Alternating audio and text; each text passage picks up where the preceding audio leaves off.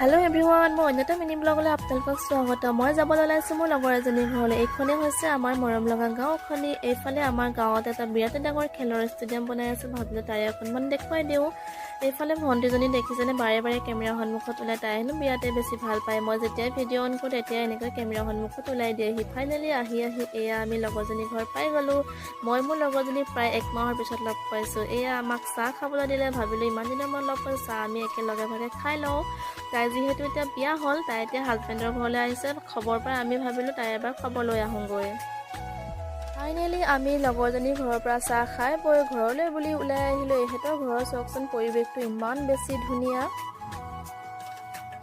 অলপ দূৰ আহি এয়া দেখিলোঁ আমাৰ গাঁৱৰ বোৱাৰীসকলে ইমান ধুনীয়াকৈ বিহু নাচি আছে, মানে জেং বিহু নাচিছে। আজিলৈ মোৰ ভিডিঅ'টো ইমানেই আছিলে। নেক্সট এটা ভিডিঅ'ৰ সৈতে আকৌ লগ পাম। আজিলৈ ধন্যবাদ।